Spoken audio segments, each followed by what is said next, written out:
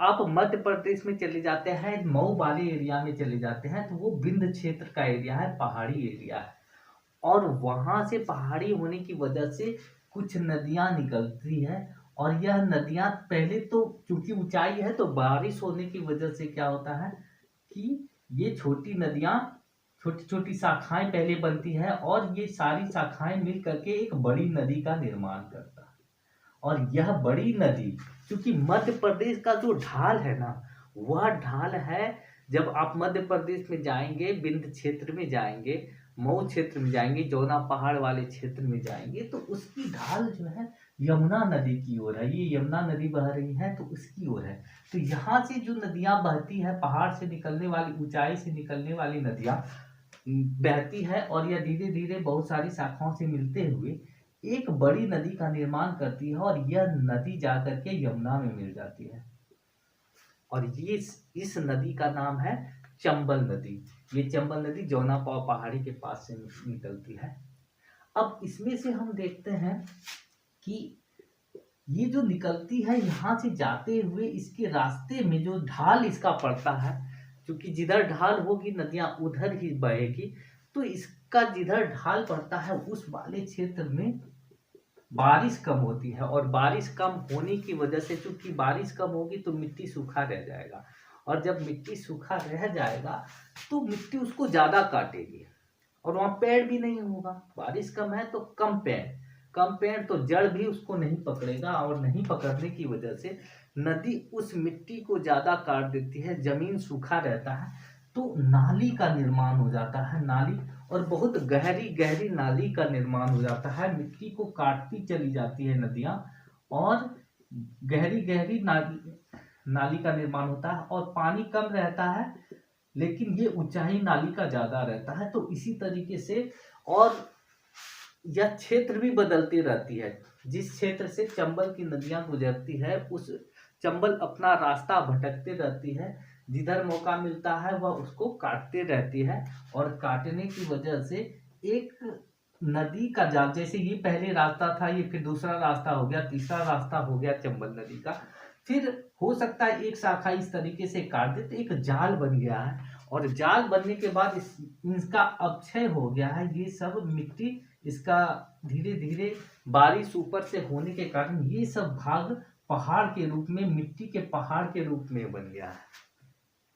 तो ये इसकी वजह क्या है? इसकी वजह यह है कि वहां पे बारिश कम होने की वजह से पेड़ नहीं है, घास फूस नहीं है, उसकी जड़ें मिट्टी को नहीं पकड़ सकती है, तो धीरे धीरे अपर्दन हो गया है, उस जगह की मिट्टी का कटाव हो गया है, मिट्टी का पहाड़ बन गया है कटाव होते होते, और ऊबड़ खाबड़ एरिया बन गया है। और ऊबड़ खाबड़ एरिया के कारण वहाँ पेड़ भी नहीं है, कम बारिश की वजह से झाड़ियाँ उगती है, तो एक बीहड़ का निर्माण हो गया है। बहुत ही खराब भूमि का निर्माण हुआ है, जहाँ की खेती भी नहीं कर सकते हैं। और ये बहुत बड़े एरिया में हुआ है मध्य प्रदेश के पास से।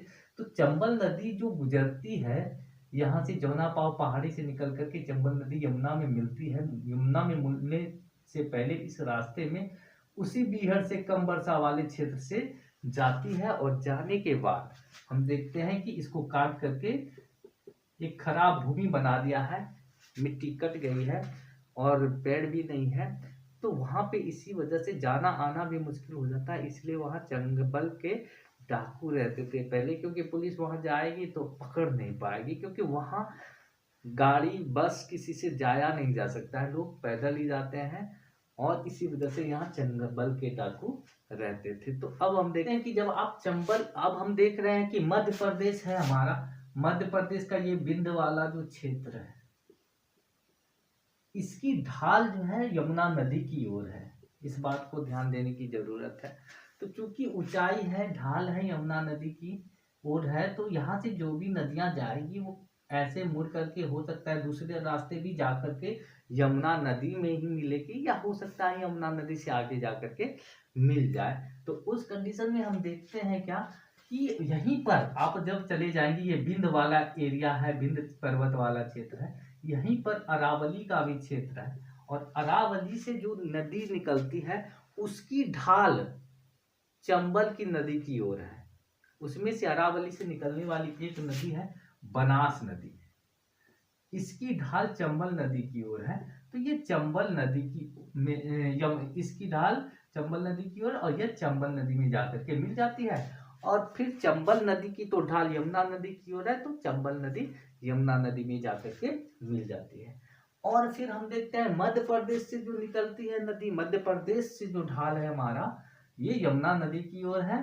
तो इसमें से बहुत सारी नदियां निकलती है, जैसे कि आप ले लेंगे सिंध नदी है एक, सिंध नदी है हमारा, ये नदी भी निकलती है और यमुना नदी में जाकर के मिल जाती है। ध्यान रखने की जरूरत है। देखिए चंबल में हर नदी नहीं मिलेगी, जिसका जिस अनुरूप ढाल होता है, जिधर ढाल होता है उधर रास्ता बना लेगी नदी और मिट्टी को काटते हुए चली जाएगी। जिधर का मिट्टी कमजोर मिलेगा उसको काटते हुए नदी चली जाएगी, उधर ही रास्ता बनाएगी। तो ढाल की ओर रास्ता बनाएगी और जिधर मिट्टी कमजोर है उधर भी काट करके, तो उसी हिसाब से नदी का रास्ता अपने आप बन जाता है। तो सिंध नदी भी मध्य प्रदेश से निकलती है और वह जाकर के यमुना नदी में। एक उसी तरीके से नदी हमारा है केन नदी। केन नदी की भी जो दिशा है, बहने की दिशा, मिट्टी कटाव के कारण से इससे ये यमुना नदी की ओर चला गया है। फिर एक बहुत इंपॉर्टेंट नदी है बेतवा नदी। बेतवा नदी भी, क्योंकि मध्य प्रदेश का ढाल जो है यमुना नदी की ओर है, तो बेतवा नदी भी मध्य प्रदेश से निकलते हुए चली जाती है यमुना नदी में। उसके बाद धसान नदी एक है, वो नदी भी चली जाती है। अब इसमें से हम देखते हैं यमुना नदी में ये सारी नदियां मिलती हैं। और अब हम देखते हैं कि चूंकि ढाल यमुना नदी की ओर ही है और यमुना नदी आगे जा करके गंगा नदी में मिलती है, तो ढाल एक प्रकार से यमुना और गंगा दोनों की ओर है। तो इसीलिए जो सोन नदी निकलती है अमरकंटक से, ये भी मध्य प्रदेश से ही निकलती है, ये यमुना नदी में जाकर के, यमुना नदी तो यहीं तक है, इसके बाद ये गंगा हो जाती है, यहाँ गंगा आकर के मिल जाती है। तो ये वाली जो है सोन नदी, ये कहाँ मिलती है, गंगा नदी में आकर के मिल जाती है, क्योंकि ढलान उसी तरफ है। लेकिन यमुना की तरफ वो ढलान नहीं होता है सोन का, वो गंगा की ओर चला जाता है। तो जनरली गंगा और यमुना नदी की ओर ढलान होने से नदी, कुछ नदी यमुना में जाकर के मिलेगी और कुछ नदी गंगा में जाकर के मिलेगी। तो याद रखना है कि सोन नदी अमरकंटक